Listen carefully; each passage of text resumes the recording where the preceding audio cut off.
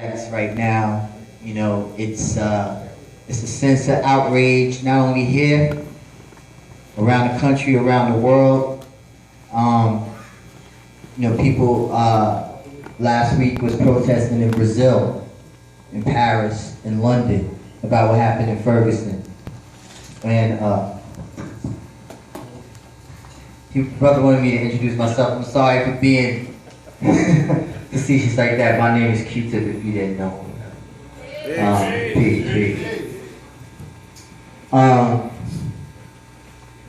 This is a world stage right now.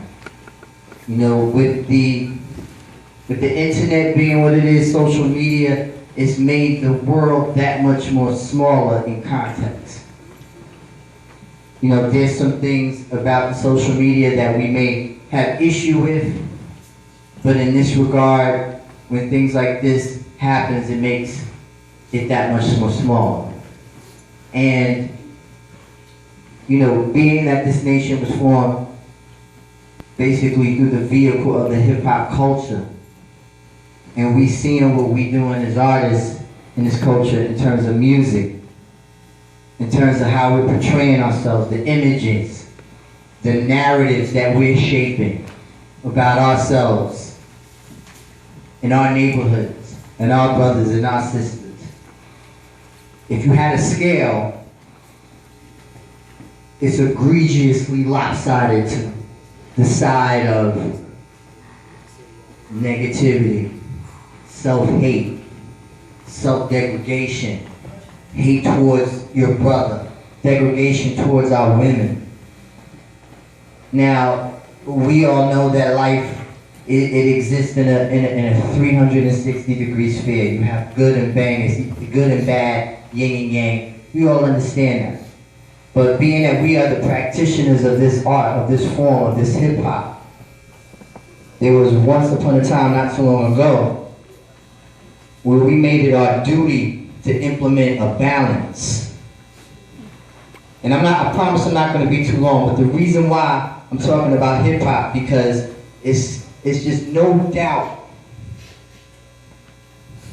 that whether it was Trayvon Martin or Mike Brown or Brother Eric Gardner, that there was hip-hop somewhere in their fiber, in their being, in their communication. And there's going to be a narrative that's drawn about that too, that's being drawn right now, about us as black folk, about us as hip-hoppers, about us as African Americans. There's all these types of narratives that are being drawn. So what do we have to do? Over the last, I've been talking to the brothers, I've been talking to a lot of the kings for a while, I've been talking to Ben for a minute. You know, I'm like no angel, I'm no cherub. You know, as I do my music, I step in and out, I try to do the things for myself and try to like put my music out, but then occasionally I would come to Ben and be like, hey, Ben, we gotta up it, we gotta bring the youth into the fold, we gotta. And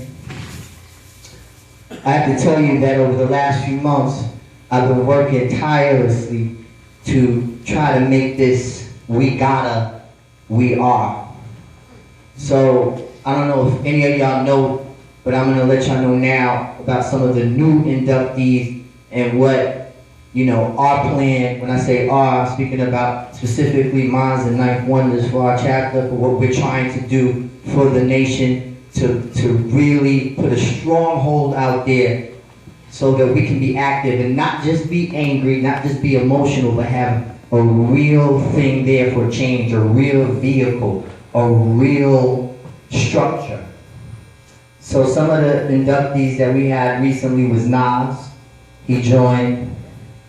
Joey Badass joined. Freddie Gibbs joined. Last week, Lil Wayne joined. And I'll talk about that one for a minute because that had some mixed. And today, Big Boy from Outkast joined.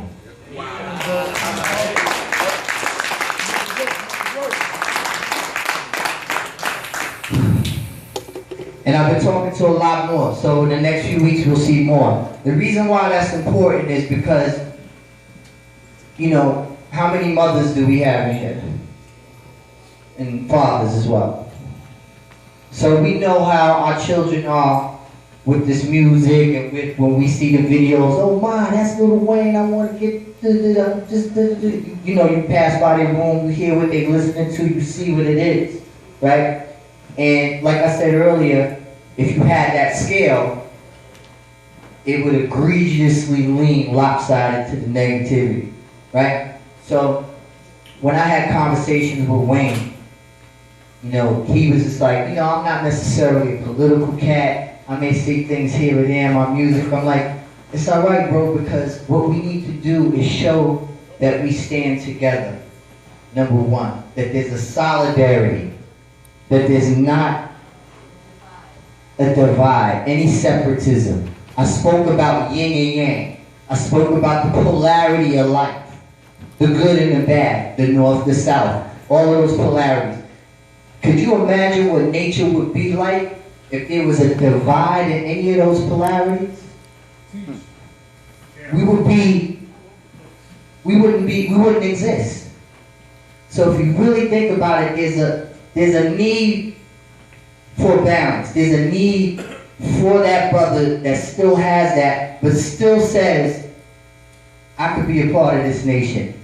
I think that I'm getting older. I think that I'm getting to a place where I'm going to need to implement balance, not only in my life personally, but in my music. We got to be able to accept the polarity of ourselves.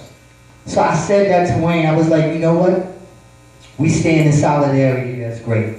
And we're here as you make those steps, whether they be giant leaps or baby steps. Even if you happen to make one step, and then you have a trip to Las Vegas and you wilding out, and you take 2 steps back, we're not going to abandon you. Why? Because we're coming through the path and the conduit of hip-hop, and we have to show that strength. What if there was a Lil Wayne fan that was out there that's listening to a record, and then listen to all his records, and now he sees that he's down with us, and they are rabid fans of Lil Wayne, like they just obsessed with him. Everything the brother do, the brother wear, he talk, he say this, he's mimicking him, everything. He sees that he's down with the Zulu Nation. What's that?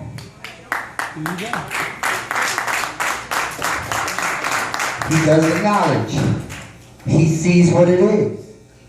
Wow, Wayne, like, dude I looked up to was there with that. I want to join. And I'm telling y'all, I've been personally looking at a lot of the new inductees and the applicants. A lot of them have come through Wayne. So even though that brother's not here physically, I applaud that brother because he did something that's brave. That's right. And that he didn't have to do. And through that, I got the call from Diddy, of course, and spoke to this one and that one and all these cats. And I'll talk to these brothers, but the mission is when we have these kind of brothers that gets down with us, right? What we trying to do as the Zulu Nation, what I really would like to help implement is that throughout all of the chapters around the world, that we set it up that if you come in as a fan, you may be studying law, and you're a fan of Nas, or you're a fan of Q-Tips, or you're a fan of Lil Wayne.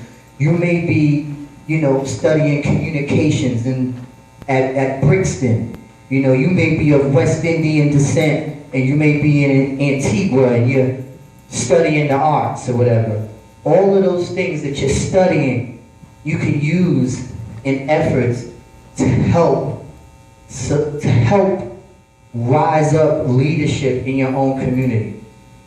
So when these people come in through our chapter, what we're really trying to do is give them the law, the lay of the land, the laws and all of that, and send them back out into their communities to start their own chapter. So when things like Ferguson, so when things like Staten Island, when those things happen in those communities, we have people that are on the ground We have people who are able to articulate and direct our own narratives in our own neighborhoods. That's right. And know that they have the support of all of us, and that we're all connected throughout the world. Because the power, it truly does stand with us people.